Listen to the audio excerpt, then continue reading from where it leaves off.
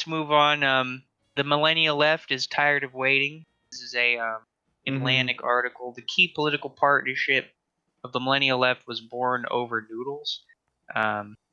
Okay. Psychot Charter. What is it? Chakrabarti Party. met Alexandria Ocasio-Cortez at man, it's a Thai city. Forgive me. Thai restaurant. Potjani. A Thai restaurant. My bad. Near his apartment in the West Village in March 2. She was looking to get into politics.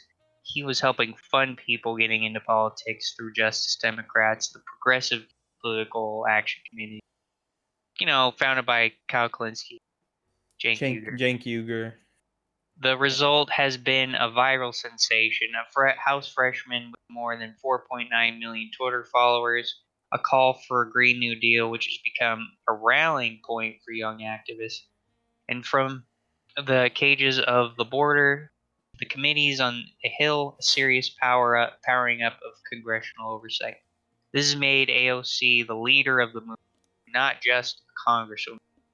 Mm-hmm. Chakrabarti, for his part, has been much more than AOC's chief of staff. He's become the chief strategist for a generational insurgency.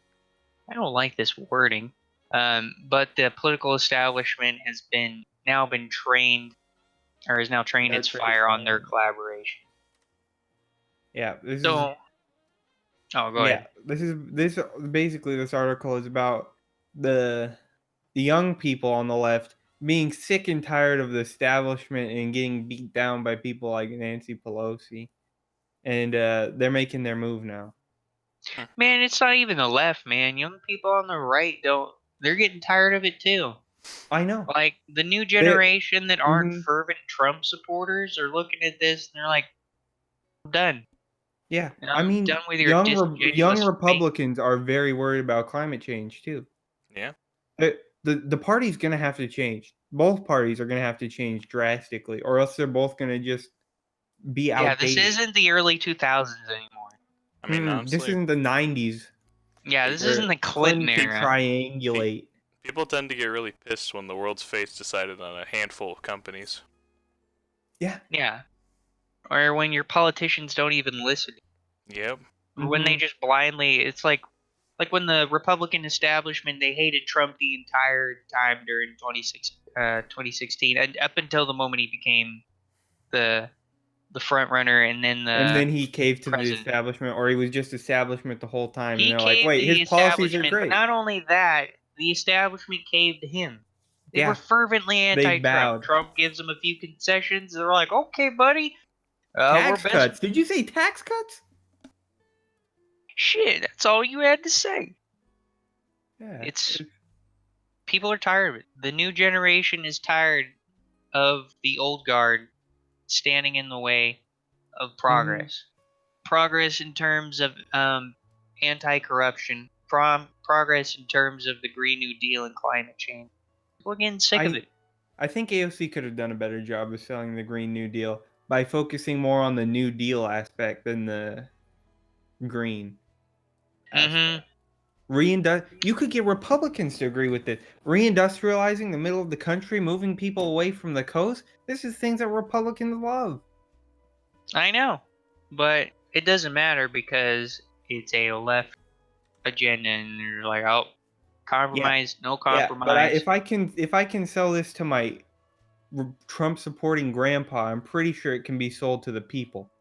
Yeah, it's really all about wording, and if you word it right, then people agree with you. I like AOC's and it's policy, not even like but she comes across to me as an angry lefty who seems unreasonable sometimes. Yeah, and that's what the Republican establishment. That's how they portray her. That's how she is portrayed on like Fox News. It's super disingenuous, but still. I mean, yeah, AOC could do a better job of portraying herself, but AOC and Tulsi have like similar views on most things, but Tulsi is like Tulsi 10 times more palatable. I know. It's because tonally she seems much more reasonable. She's also very calm, like all the time, about Mhm. everything. I know. So it's like cool heads also win hearts and minds. Mm-hmm.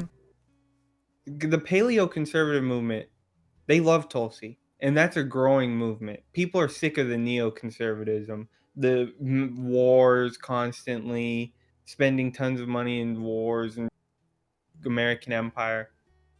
I hate American Empire. I just think we should cut the amount of active personnel we have down to like a third Small or a specialized half. force. And that way, when large-scale conflict does break out, we do invade a country for whatever reason, then reserves have to be called in. People, the American people, have to get involved in their wars.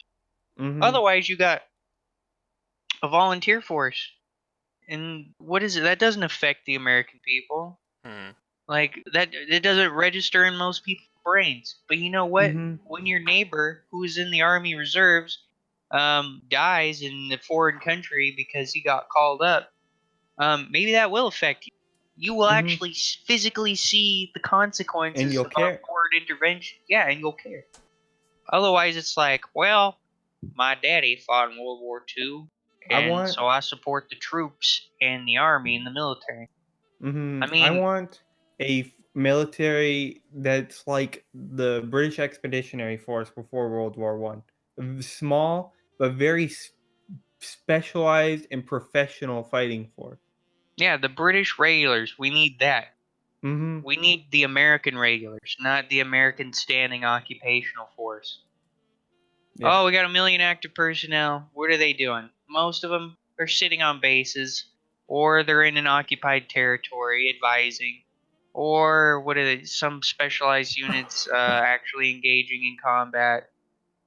It doesn't affect it. 4,000 casualties in Afghanistan over the past 18 years, which compared to Vietnam is pretty low. But still, it's like, Mm-hmm. oh, it's just another half flag. It's another half staff flag day. Yeah. I mean. You'll see it at a glance when you drive by your post office and not think twice about it. Mm-hmm. But at the same time, you'll turn around and be pro increasing the military budget, pro war. It's because you Mm-hmm. don't know. You don't know the consequences, the impact of what this actually does to people in the U.S. and around the world. Mm-hmm. Yeah, being anti or being pro war this day and age is just ridiculous. You're Hmm. not going to We get don't even elected have if you're pro-war. In 10 years, if you're pro-war, pro-regime change war, I don't see how you stay in office. honestly. Young people hate it.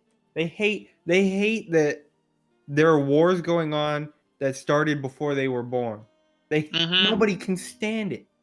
And the Democratic and conservative establishment's like, what do you mean you don't support the U.S. being the policeman of the world? What do you mean you don't believe that it's our empirical duty to enforce I know. And whatever our George agenda Bush is on the ran world? on that. I don't think it's our job to tell the world what to do. And then he went on the largest conquest and state building expedition in the history of the United States. Yeah, really. I don't believe it's our job. What does he do? Invades Afghanistan. Oh, guess what? Saddam isn't even in Afghanistan. Oh, let's invade Iraq then. Maybe he's there because Weapons of mass or not Saddam. destruction. Not Uh, Saddam Hussein. Freaking Osama bin Laden. yeah, He's not Osama in bin Laden. Afghanistan, and then let's invade Iraq because Saddam Hussein supports Al Qaeda. In reality, though, he's actually fervently anti Al Qaeda because guess what? Al Qaeda hates him too. Like, Mm, he's got weapons of but mass destruction. Look, he's got weapons of mass we destruction. invade Iraq. What do we find? No A weapons of giant mass metal destruction. tube sticking out of the ground that's supposed to be a gun. It's like, oh, the Baghdad gun. It could shell Israel possibly if he had another 2.5 years to develop it, or it could blow up as soon as he fired the first shot. We got to put a stop to it. uh, People are wising up, but still, the establishment isn't wising up, and that's the problem. mm-hmm. I don't know. I feel like we'll get around to it, but will it be too late, or will it be like Tolson says? Our doom will come. We will reap what we sow. Our Mm-hmm. foreign interventions gaining the ire of half well, not even half, a lot of the world's population. Will that come Mhm. back to bite us in the ass before we realize that we are the evil empire? It's like the British Empire. The Brits look back on their empire with rose-colored glasses. Everybody who Mhm. isn't British looks back on the British Empire as an evil entity of oppression Yeah. and That's exploitation. that's what it was. Yeah, we're That's looking what at the we are. U.S. through rose-tinted glasses. We need to take the glasses off, Mhm. realize just how bad things are because of our intervention. Shit doesn't get better. Shit hasn't gotten better because of U.S. intervention since World War II. You can argue Korea, but guess what 1945. happened in Korea? We split the peninsula in half. We've divided a people. So I mean, Mhm. how good is that really? Yeah, well, South Korea is a very strong and prosperous country, but it's like, oh well, we were gonna do that to Vietnam, cut the country in half, just because Truman Doctrine dictates we don't like communism in the world. Yeah. It's like, oh, And you know those countries bordering giant superpower communist states like mhm. China and Russia? Well, we can't have a fall of communism. Like, Yeah, yeah, well, they're when in we their split them hemisphere. like that, they become more dependent on China and closer to China. Mm-hmm. Yeah, you really think Vietnam would have Vietnam fervently anti-China for their entire history? Do you really think that if we had kept the Vietnam War at a point where we turned it into a Korea situation, that the North Vietnamese wouldn't have just been super reliant on China? No, they Mhm. would have turned around and gotten Chinese help and support. And it's funny because the Vietnamese don't like the Chinese. Hmm. Mm-mm. They China's hate the entire Chinese. history with Vietnam is them trying to dominate Vietnam. But because of our intervention, if Vietnam had worked a different way, it wouldn't have mattered because Mhm. they would have turned around and be like, I know we've hated each other for over millennia, but I also hate being split in half because of U.S. intervention, so I'm willing to work with it. Yeah, our intervention has not done good since World War II. That's also because we haven't done much nation building since then. So Mm. it's like, oh yeah, you know why Japan and Germany don't hate us? Because we thoroughly rebuilt their country and De-radicalized them. Well, we didn't do yeah. a good enough job in Japan, but we de-radicalized Germany very well.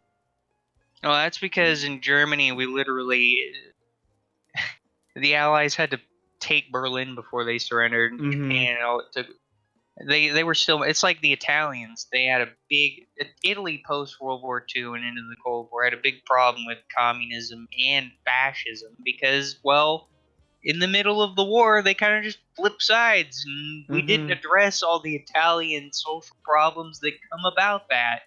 Like Mhm. there still being a shit ton of Italian fascists and the rise of Italian communists to counter the Italian fascists. Mhm. But whatever. Let's just keep doing what we're doing.